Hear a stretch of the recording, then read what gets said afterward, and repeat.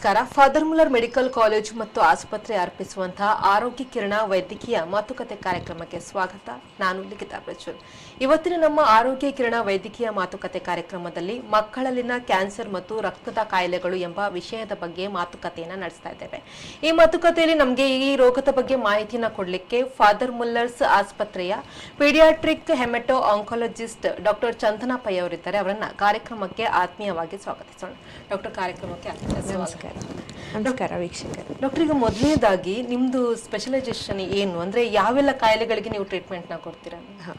ನಾನು paediatric haemato oncologist, ಅಂದರೆ ಮಕ್ಕಳಲ್ಲಿ ಬರುವಂಥ ರಕ್ತದ ತೊಂದರೆಗಳು ಮತ್ತು ಕ್ಯಾನ್ಸರ್ಗಳನ್ನ ಟ್ರೀಟ್ಮೆಂಟ್ ಮಾಡೋ ಡಾಕ್ಟರ್, ಸೊ ತಜ್ಞೆ ಅಂತ ಹೇಳ್ಬೋದು.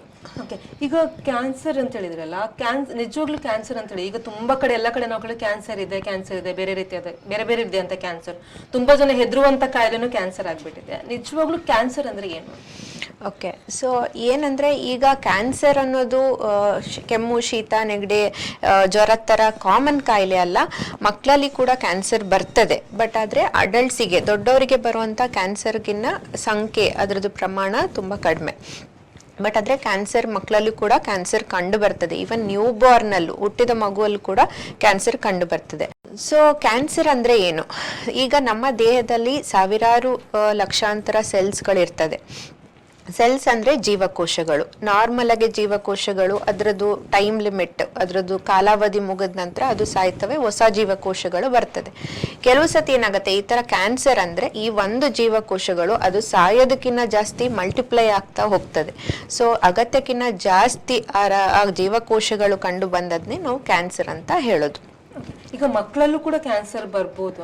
ಹೌದು, ಮಕ್ಕಳಲ್ಲಿ ಈಗ ಇಡೀ ಪ್ರಪಂಚದಲ್ಲಿ, ಇಡೀ ಜಗತ್ತಿನಲ್ಲಿ ನಿಯರ್ಲಿ ಲೈಕ್ 3 ಲಕ್ಷ ಮಕ್ಕಳಿಗೆ ಪ್ರತಿ ವರ್ಷ ಕ್ಯಾನ್ಸರ್ಗಳು ಕಂಡು ಬರ್ತಾ ಇದೆ.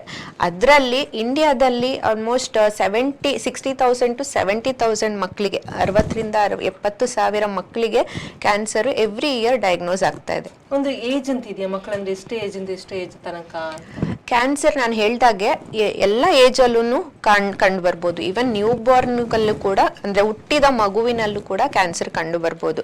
ಸೊ ಈಗ ನಾವು ಟೆರಟೋಮಾ ಅಂತ ಹೇಳ್ತೀವಿ, ಸೇಕ್ರೋಕಾಕ್ಸಿಜಿಯಲ್ ಟೆರಟೋಮಾ. ಅದು ಹುಟ್ಟಿದ ಮಗುನಲ್ಲೇ ದೊಡ್ಡ ಮಾಸ್ ಥರ, ಅಂದರೆ ದೊಡ್ಡ ಗೆಡ್ಡೆ ಥರ ಕಾಣಿಸ್ತದೆ. ಇಲ್ಲ ಹೊಟ್ಟೆಯಲ್ಲಿ ಬೆಳೆದಿರೋ ಗೆಡ್ಡೆಗಳು ಆ ಥರ ಕಾಣಿಸ್ಬೋದು. ಇನ್ನು ನೆಕ್ಸ್ಟು ಬರ್ತಾ 6-7 ಮಂತ್ಸಲ್ಲಿ ಲುಕೇಮಿಯಾಸ್ ಅಂತ, ಅಂದರೆ ಬ್ಲಡ್ ಕ್ಯಾನ್ಸರ್ಸ್ ಅಂತ ಬರ್ಬೋದು. ಇನ್ನು ನೆಕ್ಸ್ಟ್ ಹೋಗ್ತಾ ಬೋನ್ ಕ್ಯಾನ್ಸರ್ಸು, ಮೂಳೆಗಳ ಕ್ಯಾನ್ಸರು, ಬ್ರೈನ್ ಕ್ಯಾನ್ಸರ್ಸು, ಮತ್ತು ಇನ್ನು ನೆಕ್ಸ್ಟು ಮಾಂಸಖಂಡಗಳ ಕ್ಯಾನ್ಸರ್ಸು, ಇಂಥದ್ದೆಲ್ಲ ಕ್ಯಾನ್ಸರ್ಸ್ ಕಂಡು ಬರ್ಬೋದು. ಕಾಮನ್ ಆಗಿರೋದು ಮಕ್ಕಳಲ್ಲಿ ಕಂಡು ಬರೋ ಕ್ಯಾನ್ಸರ್ಸ್ ಅಂದರೆ leukaemias. Almost 60 to 70% of the childhood cancers is of leukaemias. So leukaemias ಅಂದರೆ ಬ್ಲಡ್ ಕ್ಯಾನ್ಸರ್ ಅಂತ. ಸೊ ಅದ ನಂತರ ಈ ಲಿಂಫ್ ನೋಡ್ ಕ್ಯಾನ್ಸರ್ಸ್ ಅಂತ ಹೇಳ್ತೀವಿ, ಲಿಂಫೋಮಾಸ್ ಅಂತ ಹೇಳ್ತೀವಿ. ಅದರ ನಂತರ CNS ಕಾಯಿಲೆಗಳು, ಅಂದರೆ ಬ್ರೈನ್ ಟ್ಯೂಮರ್ಸ್ ಕಾಮನ್ ಆಗಿ ಕಾಣಿಸ್ತಿದೆ ಮಕ್ಕಳಲ್ಲಿ. ಮತ್ತು ಇಂಟ್ರಾ ಅಬ್ಡಾಮಿನಲ್ ಕ್ಯಾನ್ಸರ್ಸ್ ಅಂದರೆ ನ್ಯೂರೋಬ್ಲಾಸ್ಟೋಮಾ, ರ್ಯಾಬ್ಡೋಮಯೋಸಾರ್ಕೋಮಾ, ಕಿಡ್ನಿ ಕ್ಯಾನ್ಸರ್ಸು, ವಿಲ್ಮ್ಸ್ ಟ್ಯೂಮರು, ಈ ಥರ ಎಲ್ಲ ಕಂಡು ಬರ್ತದೆ ಮಕ್ಕಳಲ್ಲಿ. ಈಗ ಸಾಮಾನ್ಯವಾಗಿ ಇದೆಲ್ಲ ಕ್ಯಾನ್ಸರ್ಗಳು ಮಕ್ಕಳಲ್ಲಿ ಕಂಡು ಬರ್ತದೆ ಅಂತ ಹೇಳಿದ್ರೆ, ಈಗ ಆ ಮಗುವಲ್ಲಿ ಒಂದು ಕ್ಯಾನ್ಸರ್ ಇದೆ ಅಂತ ಗೊತ್ತಾಗಬೇಕು ಅಂತ ಲಕ್ಷಣಗಳೇನಾದ್ರೂ ಇರಬೇಕು. ಆ ಲಕ್ಷಣಗಳು ಯಾವುದು? ಕರೆಕ್ಟ್. ಈಗ ಮಕ್ಕಳಲ್ಲಿ ಕ್ಯಾನ್ಸರ್ಸ್ ಅಂತ ನಾವು ಮುಂಚೆನೆ ಕ್ಯಾನ್ಸರ್ ಬರುತ್ತಾ ಇಲ್ವಾ, ಈ ಮಗು ಕ್ಯಾನ್ಸರ್ ಇದೆಯಾ ಅಂತ ನಾವು ಪದೇ ಹೋಗಿ ನೋಡೋದಾಗ್ಲಿ, ಚೆಕಪ್ ಆಗಲಿ ಮಾಡಲಿಕ್ಕೆ ಬರೋದಿಲ್ಲ. ಈ ಕ್ಯಾನ್ಸರ್ ಅಂದರೆ ಲೈಕ್ ಅಡಲ್ಟ್ಸ್ ಅಲ್ಲಿ ಈಗ ಸ್ಮೋಕಿಂಗ್ ಮಾಡ್ತಿರ್ತಾರೆ, ಸೊ ಇಲ್ಲ ಟೊಬ್ಯಾಕೊ ಹಾಕ್ತಾ ಇರ್ತಾರೆ, ಅವ್ರಿಗೆಲ್ಲ ಕ್ಯಾನ್ಸರ್ ಬರ್ಬೋದು. ಬಂದರೆ ಈ ಥರ ಹೆಂಗೆ ಪ್ರಿವೆಂಟ್ ಮಾಡ್ಬೋದು ಅಂತ ಅವ್ರಿಗೆ ಹೇಳ್ತಿರ್ತೀವಿ, ನಿಲ್ಲಿಸಿ, ಸೊ ಕ್ಯಾನ್ಸರ್ ಬರ್ದಂಗೆ ನೀವು ಇದನ್ನು ಅವಾಯ್ಡ್ ಮಾಡಿ ಅಂತ. ಮಕ್ಕಳಲ್ಲಿ ಆ ಥರದ್ದು ಏನು ಡಿಸ್ಪೋಸಿಂಗ್ ಫ್ಯಾಕ್ಟರ್ಸ್ ಅಂತ ಇರೋದಿಲ್ಲ. ಸೊ ರೋಗ ಲಕ್ಷಣಗಳು ಕಾಮನ್ ಆಗಿ ನಾವು ನೋಡೋದಂದ್ರೆ ಜ್ವರ. ಸೊ 2 ರಿಂದ 3 ವಾರದ 4 ವಾರ ಇಲ್ಲ ಪದೇ ಬಿಟ್ಟು ಈಗ 15 ದಿನಕ್ಕೊಮ್ಮೆ, ವಾರಕ್ಕೊಮ್ಮೆ ಬಿಟ್ಟು ಜ್ವರ ಬರೋದು. ನಾರ್ಮಲ್ ಆಗಿ ಕೊಡೋ ಪ್ಯಾರಾಸಿಟಮಾಲಿಂದ ಜ್ವರ ಕಡಿಮೆ ಆಗ್ದಲೇನೂ ಸಹ ಹೋಗ್ಬೋದು. ಶೀತ, ನೆಗಡಿ, ಕೆಮ್ಮು, ಕಫ, ವಾಮಿಟಿಂಗ್, ಲೂಸ್ ಮೋಷನ್ ಏನೂ ಇಲ್ದಲೆ ಖಾಲಿ ಜ್ವರ ಬರ್ತಾ ಇದೆ, ಮಗು ಬರ್ತಾ ವೆಯ್ಟ್ ಕಡಿಮೆ ಆಗ್ತಿದೆ, ಇಲ್ಲ ಮಗುನಲ್ಲಿ ಆಯಾಸ ಜಾಸ್ತಿ ಆಗ್ತಿದೆ, ಬ್ಲೀಡಿಂಗ್ ಮ್ಯಾನಿಫೆಸ್ಟೇಷನ್, ರಕ್ತ ಸ್ರಾವ ಅಂದ್ರೆ ಚರ್ಮದಲ್ಲಿ ರಕ್ತಸ್ರಾವ, ಇಲ್ಲ ಒಸಡುಗಳಿನಲ್ಲಿ ರಕ್ತಸ್ರಾವ, ಮೂಗಲ್ಲಿ ರಕ್ತಸ್ರಾವ, ಇವೆಲ್ಲ ಕಾಣಿಸ್ಕೊತಾ ಇದೆ. ಇಲ್ಲ ಮಗುಗೆ ಪದೇ ಪದೇ ಇನ್ಫೆಕ್ಷನ್ಸ್ ಆಗ್ತಾ ಇದೆ. ಈಗ ಮಗು ಬರುವಾಗ ಫಂಗಲ್ ಇನ್ಫೆಕ್ಷನ್ಸ್ ಆಗಿದೆ, ನಿಮೋನಿಯಾ ಆಗಿದೆ, ಈ ಥರದ್ದಿರ್ಬೋದು.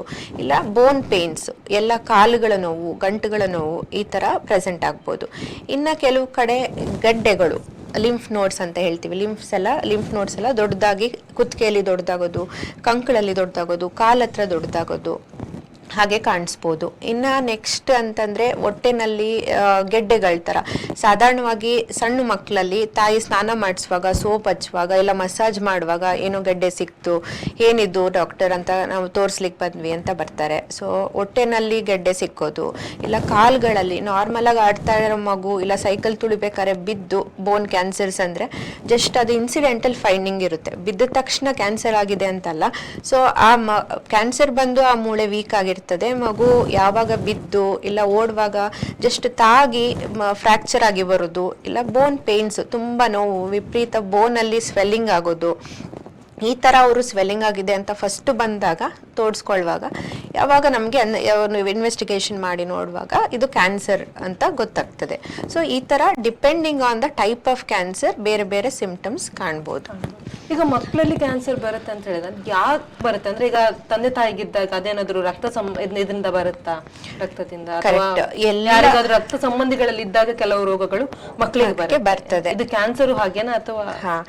ಇದು ಯಾವುದೇ ನಾವು ಕ್ಯಾನ್ಸರ್ ಮಕ್ಕಳನ್ನ ನಾವು ಪೇರೆಂಟ್ಸಿಗೆ ಕೌನ್ಸಿಲಿಂಗ್ ಮಾಡುವಾಗ ಫಸ್ಟ್ ಕ್ವೆಶನ್ ಕೇಳೋದೇ ಅವ್ರು ಇದನ್ನ. ಸೊ ಹೇಗೆ ಬಂತು ಕ್ಯಾನ್ಸರ್?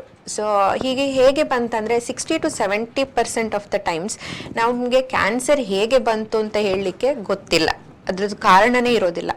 ಇನ್ನು 20 to 30% ಆಫ್ ದ ಕೇಸಸಲ್ಲಿ ಒಂದೊಂದು ಸತಿ ರೇಡಿಯೇಷನ್ ಎಕ್ಸ್ಪೋಜರ್ ಅಂತ ಹೇಳ್ತೀವಿ, ಪದೇ ಪದೇ ಕ್ಷಕಿರಣಗಳು, ಎಕ್ಸ್ರೇಸು, ಇಲ್ಲ ಸ್ಕ್ಯಾನಿಂಗ್ಸು, ಎಲ್ಲ ಥರದ ಸ್ಕ್ಯಾನಿಂಗ್ ಅಲ್ಲ, ತುಂಬ ಹೈ ಪ್ರಮಾಣದ ಸ್ಕ್ಯಾನಿಂಗ್ಸ್ ಆಗಿರ್ಬೋದು, ಇಲ್ಲ ಕೆಮಿಕಲ್ಸ್, ಬೆನ್ಸಿನ್ಸ್ ಅಂತ ಹೇಳ್ತೀವಿ.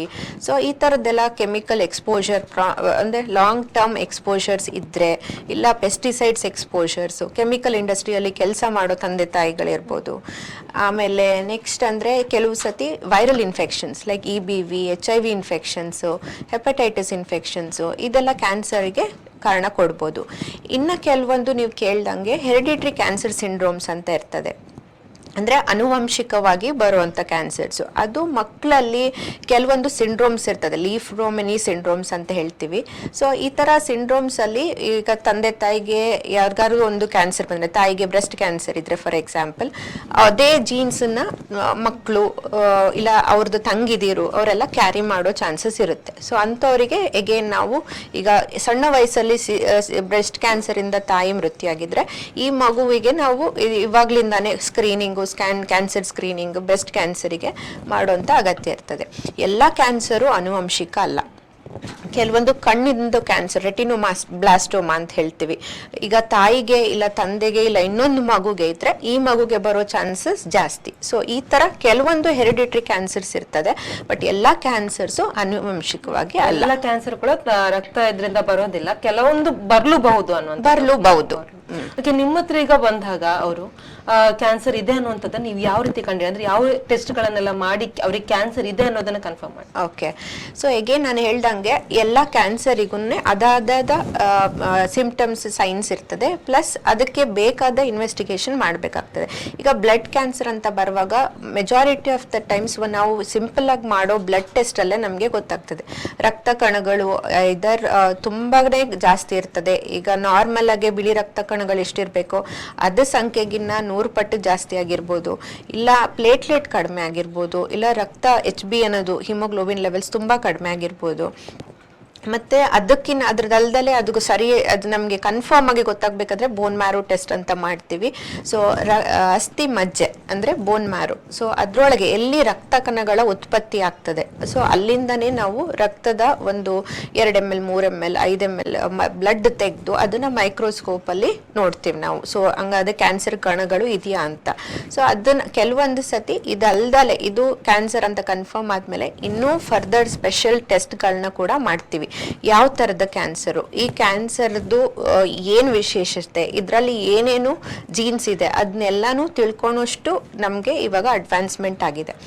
ಒಂದು ಬ್ಲಡ್ ಟೆಸ್ಟ್ಗಳ ಮುಗಿದ್ಮೇಲೆ ಕೆಲವೊಂದು ಸತಿ ಸ್ಕ್ಯಾನಿಂಗ್ಗಳು ಬೇಕಾಗ್ತದೆ. ಒಂದು ಸಿಂಪಲ್ ಅಲ್ಟ್ರಾಸೌಂಡ್ ಸ್ಕ್ಯಾನಿಂಗಿಂದ ಎಲ್ಲಿಂದ ಬರ್ತಿದೆ ಗೆಡ್ಡೆ, ಎಷ್ಟು ದೊಡ್ಡದಿದೆ, ಅದ್ರದ್ದು ಆಚೀಚೆ ರಕ್ತನಾಳಗಳು ಇಲ್ಲ ನರ್ವ್ಸು ಎಷ್ಟು ಮಟ್ಟಿಗೆ ಅದ್ರ ಸುತ್ತ ಇದೆ, ಇಲ್ಲ ಅದ್ರ ಒಳಗೆ ಇನ್ವೇಡ್ ಆಗಿದೆಯಾ ಅದನ್ನು ನೋಡ್ಲಿಕ್ಕೆ ಆಗ್ತದೆ. ಅದಲ್ದಲೆ next CT scan, MRI scan, PET scan, ಈ ಥರ 108 sophisticated and well advanced diagnostic techniques ಇದೆ ನಮ್ಮ ಹತ್ರ. ಸೊ ಈ ಮುಂಚೆ ಥರ ಕ್ಯಾನ್ಸರ್ ಬಂದರೆ ಎಲ್ಲಿದೆ ಕ್ಯಾನ್ಸರು, ಯಾವಾಗ ಡಯಾಗ್ನೋಸ್ ಆಗತ್ತೆ, ಎಷ್ಟು ದಿನ ಕಾಯಬೇಕು, ಹಾಗಿಲ್ಲ ಇವಾಗ. ಈಗ ನಿಮ್ಮ ಇಷ್ಟೆಲ್ಲ ಇದು ಗೊತ್ತಾದ್ಮೇಲೆ ಈಗ ತುಂಬಾ ಜನರಿಗೆ ಅಂದ್ರೆ ಮಾಹಿತಿ ಕೊರತೆ ಇರುತ್ತೆ. ಈಗಂತೂ ಗೊತ್ತಿರುತ್ತೆ, ಆದ್ರೂ ಕೆಲವು ಈ ಹಳ್ಳಿ ಪ್ರದೇಶಗಳಲ್ಲಿ ಇರ್ಬೋದು ಅಥವಾ ಒಂದು ತಂದೆ ತಾಯಿಗೆ ಎಜುಕೇಶನ್ಗೆ ಇಲ್ದೇ ಇರುವಂತವ್ರು, ಈ ಕೂಲಿ ಕೆಲಸ ಮಾಡೋರಿಗೆ ಅವ್ರು ಏನೋ ಒಂದು ಇಂಥ ಸಿಂಪ್ಟಮ್ಸ್ ಇದೆ, ಡಾಕ್ಟರ್ ಒಂದು ಕಾಯಿಲೆ ಇದೆ ಅಂತ ಹೇಳಿದ್ರು ಮನೆ ಮದ್ದುಗಳನ್ನ ಮಾಡುವಂಥದ್ದು, ಅಥವಾ ಅವರು ಪ್ರತಿ ಸಲ ಏನಾದ್ರು ಶೀತ ಜ್ವರ ಬಂದಾಗ ಹೋಗ್ತಾರಲ್ಲ ಅದೇ ಡಾಕ್ಟರ್ ಹತ್ರ ಹೋಗಿ ತೋರಿಸ್ತಾರೆ. ಅಂತವ್ರಿಗೆ ಏನ್ ಹೇಳ್ತೀರಾ, ಈ ಒಂದು ಕಾಯಿಲೆಗೆ ಯಾರನ್ನ ಕನ್ಸಲ್ಟ್ ಮಾಡ್ಬೇಕು? ಕರೆಕ್ಟ್, ಒಳ್ಳೆ ಪ್ರಶ್ನೆ. ಏನಂದ್ರೆ ಎಲ್ಲರೂ ಕ್ಯಾನ್ಸರ್ ಬರುತ್ತೆ ಅಂತ ಎದುರುಕೊಂಡು, ಎಲ್ಲ ಜ್ವರನೂ ಕ್ಯಾನ್ಸರ್ ತೊಂದರೆ ಅಂತ ಎದುರುಕೊಂಡು ಸ್ಪೆಷಲಿಸ್ಟ್ ಡಾಕ್ಟರ್ ಹತ್ರ, ಸೂಪರ್ ಸ್ಪೆಷಲಿಸ್ಟ್ ಡಾಕ್ಟರ್ ಹತ್ರ ಬರೋ ಅಗತ್ಯ ಏನಿಲ್ಲ. ಸೊ ಸಾಧಾರಣ ಶೀತ ಕೆಮ್ಮು ನೆಗಡಿ ಜ್ವರ ಎಲ್ಲ ಅವ್ರ ಮನೆ ಹತ್ರ ಇರೋ ಡಾಕ್ಟರ್ಸನ್ನೇ ನೋಡ್ತಾರೆ, ಅವ್ರು ಐಡೆಂಟಿಫೈ ಮಾಡ್ತಾರೆ. ಕೆಲವೊಂದು ಸಿಂಪ್ಟಮ್ಸ್ ಈಗ ಡಾಕ್ಟ್ರಿಗೆ ಗೊತ್ತಾಗ್ತದೆ, ಮಕ್ಕಳು ಡಾಕ್ಟರ್ ಹತ್ರ ಹೋದ್ರಂತೂ ಅವರಿಗೆ ಅರಿವಿರ್ತದೆ. ಈಗ ನಾವು ಕೊಡೋ ಮದ್ದಲ್ಲಿ ಮಗು ರೆಸ್ಪಾನ್ಸ್ ಆಗ್ತಾ ಇಲ್ಲ, ಜ್ವರ ನಿಲ್ತಾ ಇಲ್ಲ, ಈಗ ಯಾಕೆ ಹಿಂಗೆ ಬಿಟ್ಟು ಬಿಟ್ಟು ಜ್ವರ ಬರ್ತಾ ಇದೆ, ಇಲ್ಲ ಲಿಂಫ್ ನೋಡ್ಸ್ ಬರ್ತಿದೆ, ಲಿವರು ಸ್ಪ್ಲೀನು ದೊಡ್ಡದಾಗಿದೆ ಮಗುನಲ್ಲಿ, ಇಲ್ಲ ಮಗುದು ರಕ್ತದಂಶ ತುಂಬಾನೇ ಕಡಿಮೆ ಆಗ್ತಿದೆ, 15 ದಿನದಲ್ಲಿ ಇಷ್ಟೊಂದು ಕಡಿಮೆ ಆದಂಗೆ ಅನಿಸ್ತಾ ಇದೆ. ಸೊ ಇದೆಲ್ಲ ನೋಡುವಾಗ ಡಾಕ್ಟ್ರಿಗೆ ಗೊತ್ತಾಗ್ತದೆ. ಬ್ಲಡ್ ಟೆಸ್ಟ್ ಮಾಡಿ ನಾವು ರೆಫರ್ ಮಾಡೋಣ, ಇಲ್ಲ ಸೀದಾ ಮಗುನ ಕರೆಕ್ಟ್ ಜಾಗಕ್ಕೆ ರೆಫರ್ ಮಾಡಿದ್ರೆ ಆದಷ್ಟು ಬೇಗ ಟ್ರೀಟ್ಮೆಂಟ್ ಆಗ್ತದೆ ಅಂತ ಅವರಿಗೆ ಗೊತ್ತಾಗ್ತದೆ. ಸೊ ಯೂಶಲಿ ಭಯ ಪಡೋದು ಬೇಡ. ಸೊ ನೀವು ತೋರಿಸ್ತಾ ಇರೋ ರೆಗ್ಯುಲರ್ ಆಗಿ ಪೀಡಿಯಾಟ್ರಿಷಿಯನ್ ಹತ್ರ ತೋರಿಸಿ. ಬಟ್ ಆದರೆ ನೀವು ಮನೆ ಮದ್ದು ಮಾಡಿಕೊಂಡು ತಿಂಗಳನ್ಗಟ್ಲೆ ವಾರನ್ಗಟ್ಲೆ, ಈಗ ವಾರದಲ್ಲಿ ಒಂದ್ಸತಿ ಜ್ವರ ಬಂತು ಸರಿ, ನೆಕ್ಸ್ಟ್ ಇನ್ನೊಂದು 2 ದಿನ ಬಂತು, ಅದನ್ನು ಮನೆಯಲ್ಲೇ ಮದ್ದು ಮಾಡಿಕೊಂಡು ಟೈಮ್ ವೇಸ್ಟ್ ಮಾಡಬೇಡಿ. ಕೆಲವು ಸತಿ ಲಿಂಫ್ ನೋಡ್ಸಿಗೆ ಅವರೇ ಏನೋ ಒಂದು ಪ್ಯಾಚ್ ಹಾಕೋದು, ಸುಣ್ಣ ಹಚ್ಚೋದು ಅವರೇ ಮಾಡ್ತಾ ಇರ್ತಾರೆ. ಆದರೆ ಫುಲ್ ಎಲ್ಲ ಕಡೆ ಇದಾದ್ಮೇಲೆ ದೊಡ್ಡದಾದ್ಮೇಲೆ ಆಮೇಲೆ ಬರ್ತಾರೆ. ಸೊ ತುಂಬ ವೆಯ್ಟ್ ಕಡಿಮೆ ಆಗ್ತಾ ಇರುತ್ತೆ, ಅವರಿಗೆ ಜ್ವರ ಬರ್ತಾ ಇರೋದು ಗೊತ್ತಾಗ್ದಲೇ ಇರ್ಬೋದು. ವೆಯ್ಟ್ ಕಡಿಮೆ ಆಗ್ತಿರುತ್ತೆ ಮಗುದು, ಅವ್ರು ಎಣಿಸ್ತಾರೆ ಮಗು ಆಕ್ಟಿವಿಟಿ ಚೆನ್ನಾಗಿದೆ, ಆಟ ಆಡ್ತಾನೆ ಇರ್ತದೆ ಮಗು, ಸೊ ಅದಕ್ಕೆ ವೆಯ್ಟ್ ಆಗ್ತಾ ಇಲ್ಲ ಇರೋದು ಬೇರೆ, ವೆಯ್ಟ್ ಕಡಿಮೆ ಆಗೋದು ಬೇರೆ. ಸೊ ಆಗ್ತಾ ಇಲ್ಲ ಅನ್ನೋದನ್ನಾದ್ರೂ ಅಟ್ಲೀಸ್ಟ್ ನೀವು ಇಮಿಡಿಯೇಟ್ಲಿ ತೋರಿಸ್ಬೇಕು. ಆದರೆ ಇರೋ ವೆಯ್ಟ್ ಕಡಿಮೆ ಆಗ್ತಿದೆ ಅಂದರೆ ಸಮ್ ಪ್ರಾಬ್ಲಮ್ ಇಸ್ ದೇರ್. ಅವಾಗ ಇಮಿಡಿಯೇಟ್ಲಿ ಅವರು ದೊಡ್ಡ ಆಸ್ಪತ್ರೆಗೆ ಇಲ್ಲ ಹತ್ರದಲ್ಲಿರೋ ಡಾಕ್ಟರ್ನ ಕೇಳಿ, ಅವ್ರದ್ದೇ ಡಾಕ್ಟರ್ನ ಕೇಳಿ ಮುಂದೆ ಇನ್ವೆಸ್ಟಿಗೇಷನ್ಸ್ ಮಾಡ್ಸಕ್ಕೆ ಇಲ್ಲ ತೋರಿಸ್ಲಿಕ್ಕೆ ಬರೋದು ತುಂಬ ಅಗತ್ಯ. ಒಂದ್ ಸಣ್ಣ ಮನೆ ಮದ್ದುಗಳನ್ನ ಮಾಡಿ ಅದನ್ನ ದೊಡ್ಡದು ಮಾಡ್ಕೊಂಡು ಆಮೇಲೆ ಹೋಗೋದಕ್ಕಿಂತ ಮೊದ್ಲೇ ದೊಡ್ಡ ಡಾಕ್ಟರ್ ಅಥವಾ ಅದ್ರ ಬಗ್ಗೆ ತಿಳಿದವ್ರ ಹತ್ರ ನಾವು ಕೇಳ್ಕೊಂಡು ಟ್ರೀಟ್ಮೆಂಟ್ ಮಾಡಿದ್ರೆ ಒಳ್ಳೇದಂತ. ಡಾಕ್ಟರ್, ನಾವ್ ಇಷ್ಟೊತ್ತು ಕ್ಯಾನ್ಸರ್ ನ ಲಕ್ಷಣಗಳಿರ್ಬೋದು, ಅದ್ರ ಮಕ್ಕಳಿಗೆ ಯಾವ ರೀತಿ ಬರುತ್ತೆ, ಯಾಕೆ ಬರುತ್ತೆ ಅನ್ನೋದ್ರ ಬಗ್ಗೆ ಮಾತಾಡ್ತಿದ್ವಿ. ಈಗ ಈ ಕ್ಯಾನ್ಸರ್ ಕಾಯಿಲೆಗೆ ಯಾವ ರೀತಿಯಾದಂತ ಚಿಕಿತ್ಸೆನ ಕೊಡ್ತೀರಾ ಅನ್ನೋದ್ರ ಬಗ್ಗೆ ವೀಕ್ಷಕರಿಗೆ ಮಾಹಿತಿ. ಓಕೆ, ಕ್ಯಾನ್ಸರ್ ಟ್ರೀಟ್ಮೆಂಟ್ ಒಂದು 4-5 ವಿಧಾನದಲ್ಲಿ ಇರ್ತದೆ. ಒಂದು ಕೀಮೋಥೆರಪಿ ಅಂತ ಮಾಡ್ತೀವಿ, ಕೆಲವು ಸತಿ ಕ್ಯಾನ್ಸರ್ಗೆ ರೇಡಿಯೋಥೆರಪಿ ಅಂತ ಮಾಡಬೇಕಾಗುತ್ತೆ, ರೇಡಿಯೇಷನ್ ಕೊಟ್ಟು ಕ್ಯಾನ್ಸರ್ ಸೆಲ್ಸ್ನ ನಿರ್ನಾಮ ಮಾಡಬೇಕಾಗ್ತದೆ.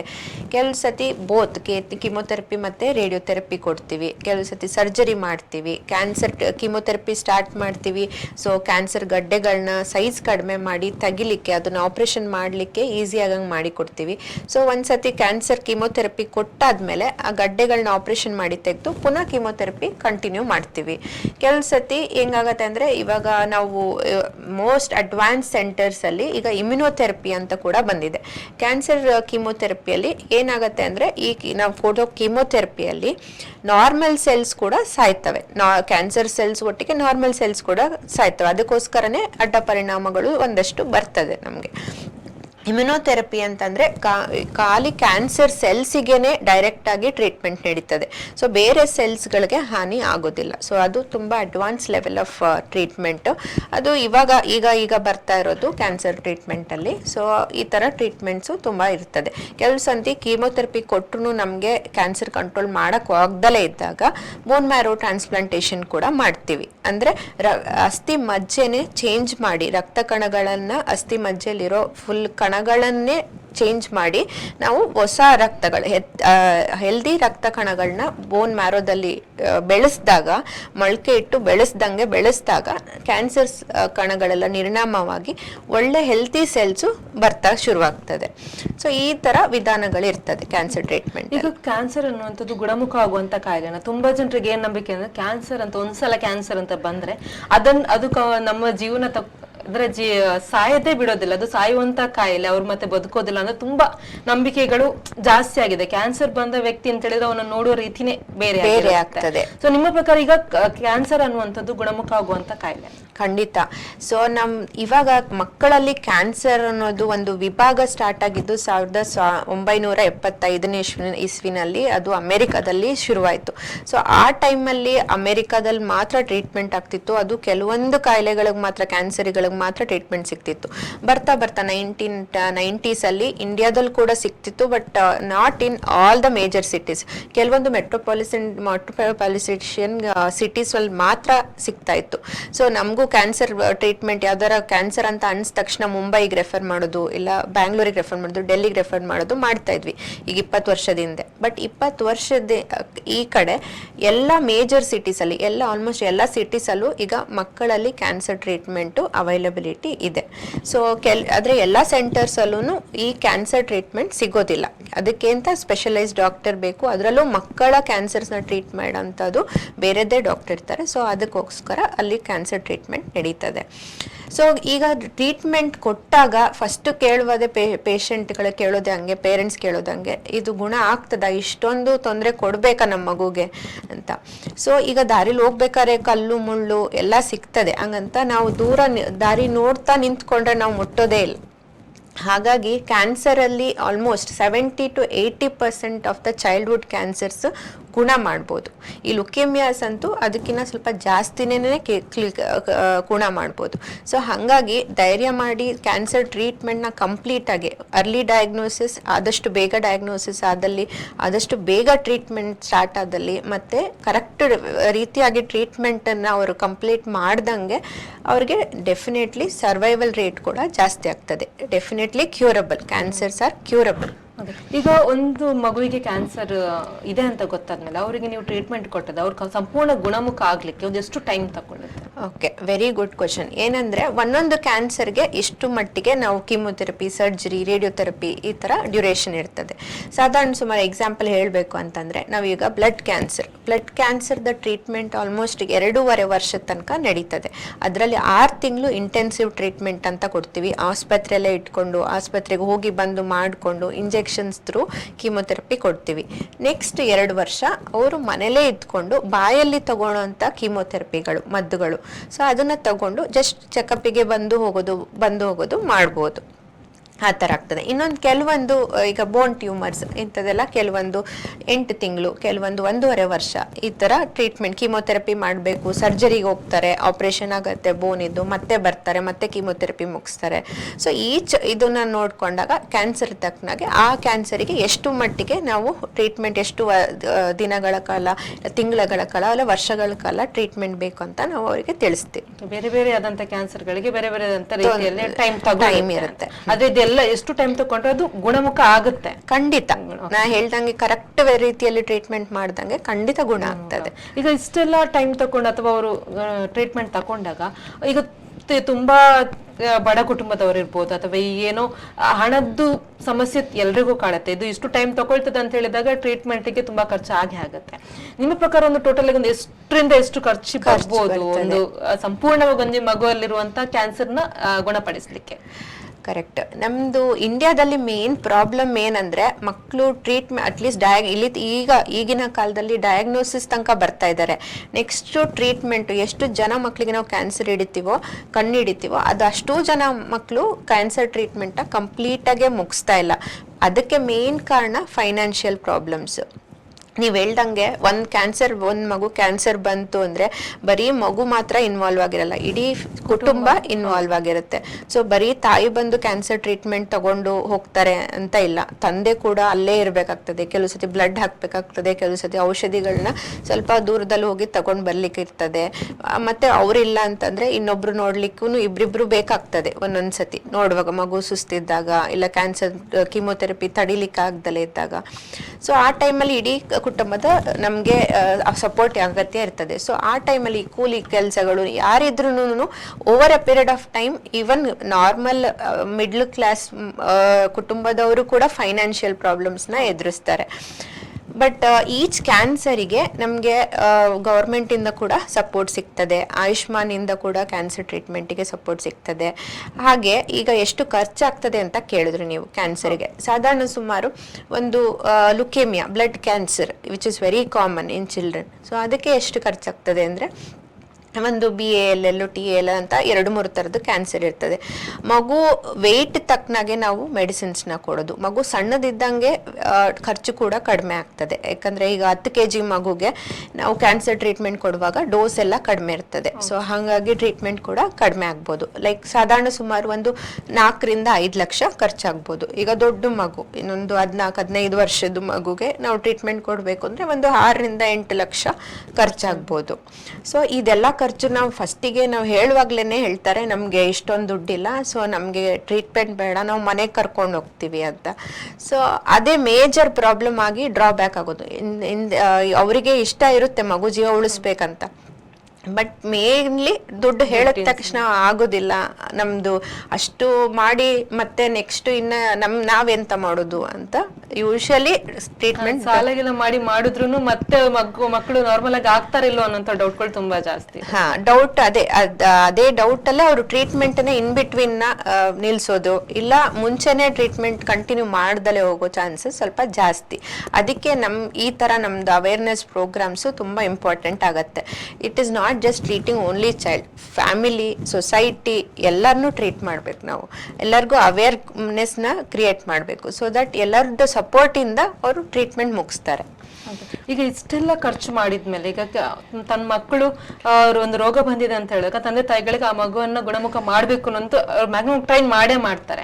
ಇಷ್ಟೆಲ್ಲ ಖರ್ಚು ಮಾಡಿ ಅಥವಾ ಇಷ್ಟೆಲ್ಲ ಟೈಮ್ ತಕೊಂಡು ಟ್ರೀಟ್ಮೆಂಟ್ ಕೊಡ್ಸಿದ್ಮೇಲೆ ಆ ಮಗು ಬೇರೆ ಮಕ್ಕಳಾಗಿ, ಅಥವಾ ಆ ಮಗು ಆ ಕಾಯಿಲೆ ಬರೋಕ್ಕಿಂತ ಮುಂಚೆ ಯಾವ ರೀತಿ ನಾರ್ಮಲ್ ಆಗಿತ್ತು ಅದೇ ರೀತಿ ಬೇರೆ ಮಕ್ಕಳ ಜೊತೆ ಆಟ ಆಡ್ಬೋದು, ಅಥವಾ ಶಾಲೆಗಳಿಗೆ ಹೋಗುವಂಥದ್ದು, ಆ ರೀತಿ ಜೀವನನ ನಡೆಸ್ಬೋದು. ಖಂಡಿತವಾಗಿ ನಿಮಗೆ ಗೊತ್ತು ಕೂಡ ಆಗೋದಿಲ್ಲ. ಒಂದ್ಸತಿ ಅದು ಕಿಮೋಥೆರಪಿ ಮುಗಿಸಿ ನಾವು ಮನೆ ಕಳಿಸಿ ನೆಕ್ಸ್ಟ್ ಬರುವಾಗ ನಮ್ಗೆ ಗೊತ್ತಾಗದ ಇದೇ ಮಗುನ ನಾವು ಟ್ರೀಟ್ಮೆಂಟ್ ಕೊಡ್ತಾ ಇದ್ದಿದ್ದು ಅಂತ.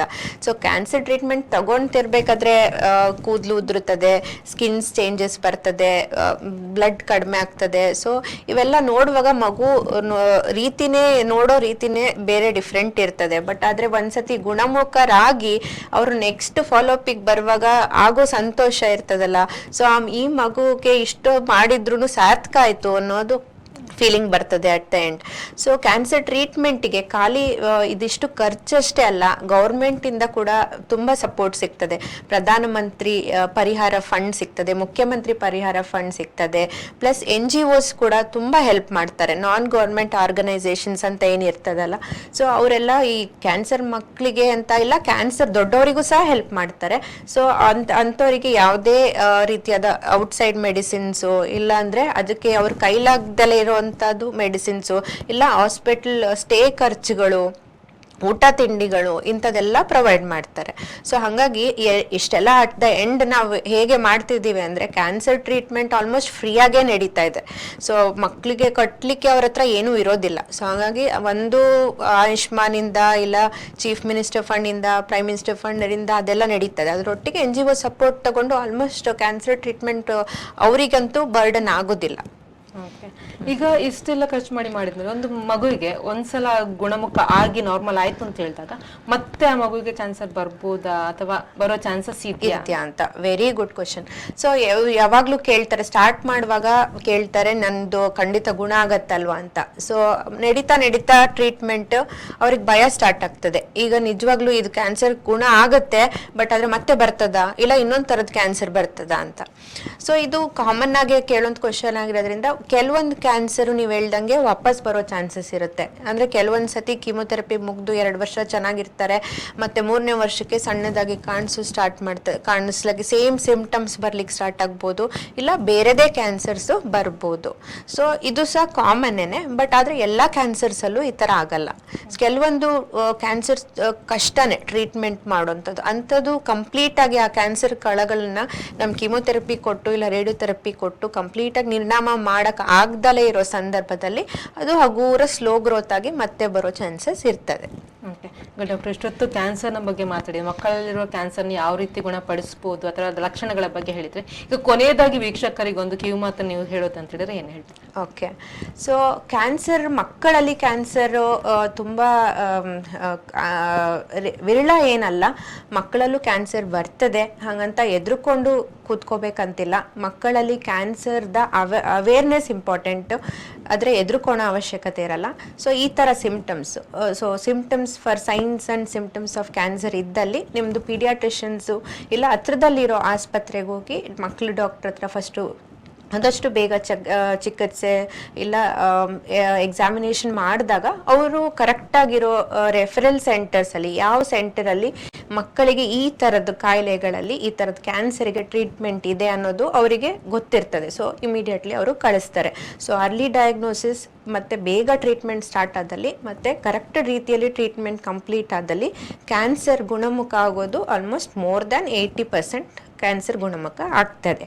ಸೊ ಹಾಗಾಗಿ ಮತ್ತೆ ಕ್ಯಾನ್ಸರ್ ಈ ಥರ ಬಂದಿರುವಾಗ ಇಡೀ ಸೊಸೈಟಿದು ಕೂಡ ರೆಸ್ಪಾನ್ಸಿಬಿಲಿಟಿ ಆಗುತ್ತೆ, ಜಸ್ಟ್ ನಾಟ್ ಫ್ಯಾಮಿಲಿ. ನಾವು ಪಕ್ಕದ ಮನೆಯವರಾಗಿರ್ಬೋದು, ಇಲ್ಲ ಡಾಕ್ಟರ್ಸ್ ಆಗಿರ್ಬೋದು, ಇಲ್ಲ ಹಾಸ್ಪಿಟಲ್ ವರ್ಕರ್ಸ್ ಆಗಿರ್ಬೋದು, ಇಲ್ಲ ಈ ಥರ ಮೀಡಿಯಾದವ್ರಾಗಿರ್ಬೋದು. ಸೊ ಈ ಎಲ್ಲರೂ ನಮ್ದು ಒಂದೊಂದು ಚೂರು ಕಾಂಟ್ರಿಬ್ಯೂಷನ್ ಮಾಡಿದರೆ, ಸೊ ಈ ಥರ ನಾವು ಮಾರಲ್ ಸಪೋರ್ಟ್ ಆಗಿರ್ಬೋದು, ಸೋಷಿಯಲ್ ಸಪೋರ್ಟ್ ಆಗಿರ್ಬೋದು, ಇಲ್ಲ ಫೈನಾನ್ಷಿಯಲ್ ಸಪೋರ್ಟ್ ಆಗಿರ್ಬೋದು, ಈ ಥರ ಮಾಡಿದಾಗ ಚೈಲ್ಡ್ಹುಡ್ ಕ್ಯಾನ್ಸರ್ಸ್ನ ಡೆಫಿನೆಟ್ಲಿ ಟ್ರೀಟ್ ಮಾಡ್ಬೋದು ನಾವು. ಡಾಕ್ಟರ್, ಇಷ್ಟೊತ್ತು ನಮ್ಮ ಜೊತೆ ಕೂತ್ಕೊಂಡು, ನಿಮ್ಮ ಬ್ಯುಸಿ ಟೈಮಲ್ಲೂ ಕೂಡ ನಮ್ಮ ಜೊತೆ ಕೂತ್ಕೊಂಡು ಕ್ಯಾನ್ಸರ್ನ ಬಗ್ಗೆ, ಮಕ್ಕಳಲ್ಲಿರುವ ಕ್ಯಾನ್ಸರ್ನ ಬಗ್ಗೆ ಸಂಪೂರ್ಣವಾಗಿ ಒಂದು ಮಾಹಿತಿಯನ್ನು ಕೊಟ್ಟಿದ್ದೀರಾ.